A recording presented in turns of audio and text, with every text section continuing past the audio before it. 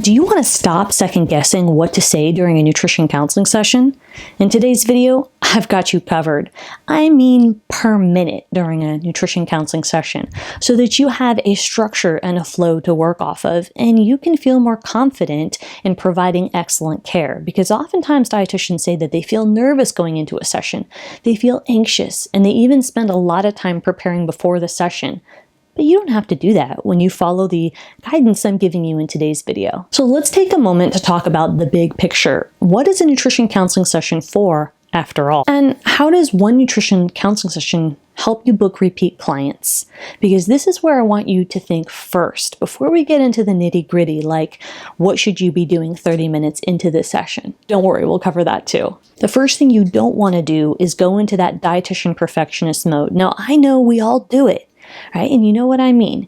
You spent hours preparing handouts, presentations, and educational documents, and you want to arm somebody with handouts at the beginning of the session, and that really takes a lot of time and energy from you, but guess what? That's not really client-centered. You don't need to create a 3 or 5 day meal plan before you even meet the patient for the first time. What you do want to do is ask the person on the other end. You're asking the patient or the client, what do you want to get out of today's session?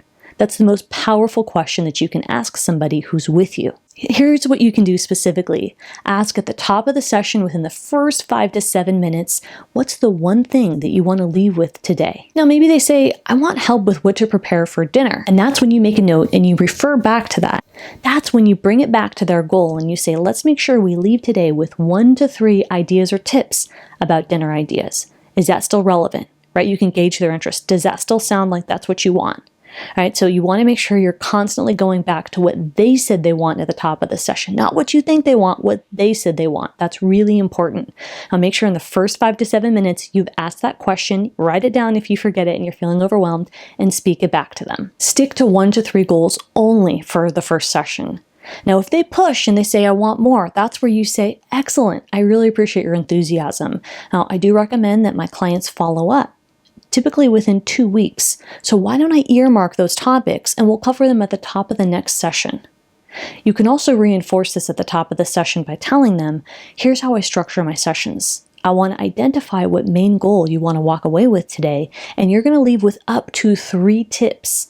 You're going to leave with up to 3 action steps or goals to help support what you're looking for today. How does that sound? Right, so what you're doing is you're framing how the session will go and letting them know that that's your boundary. You're not going to do more than 3 goals. So here's how I recommend breaking down a 60-minute session. I know some of you like 90-minute sessions. Now, I don't think that that's necessary. If you feel really good about 90-minute sessions and you're reaching all of your goals in your business, fantastic.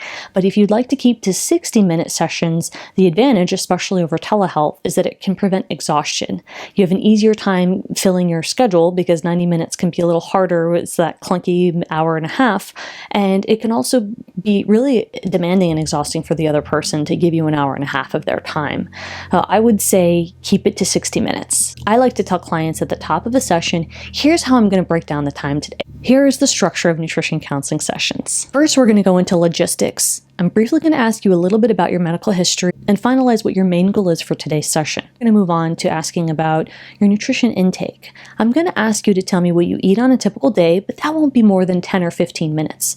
Finally, the majority of the time today, I'm talking 30 minutes, is going to be spent talking about goals and making sure you leave with action steps, no more than 3 based on your main goal today. How does that structure sound to you? You let them say that they confirm and that feels good to them, and then you move on with your session flow. The biggest mistakes are dietitians talking too much, giving way too many tips, meaning more than 3, or not rebooking the next session. So you really want to make sure towards the end of the session, you leave time to recap the goals and then mention that your clients, most of your clients book follow-up sessions within X amount of time. Now, it's pretty typical to say within 2 weeks. Now, if you're insurance, it might depend on how much coverage your client has. If you're cash pay, you might already have a structure in place that's biweekly. You might see the client sooner than biweekly, but you do want to make sure you have some kind of a cadence, and then that's expressed at the end of the session, during the session. So I even rebook for them during the session and say, okay, does this same time, 1 p.m. work next Thursday or in 2 Thursdays from now? You can also gently remind them about your policies. You can say, say, I'm going to book this for you as a reminder about my company policies. They're listed on my website. Or if you don't have a website yet, that's where you can say as a reminder, my company policies. You signed the company policies when we did book this first session. If you have any questions, let me know. And we do have a 48-hour cancel policy. Right, so you're just verbalizing the policies and they had already signed that in the first place. Now, if you want a video on policies and documentation for nutrition counseling sessions, comment below and I'll make a video about that specifically. Talking too much usually means that you're not practicing motivational interviewing, so make sure to watch my other video where I talk about how to use motivational interviewing. Specifically, I give you prompts to help coach you for free so that you can improve your skills and focus on open-ended questions. I also earlier talked about how you can avoid talking too much in a session by asking what they want. And that really helps set the tone because you're not making it about you. So this does take some practice, but it's really important that it's not a 50-50 conversation. They should be speaking more in the session. So that's a good rule of thumb to think about when you're reflecting after a session. I have free scripts that I've already created for you to save time and energy and improve your confidence growing your dietitian business. I've got a dietitian business starter kit. Now this free guide is linked in the description box, so you can go ahead and grab that down below. And I want to make sure that you're watching this next video on screen about how to use motivational interviewing during a client nutrition counseling session.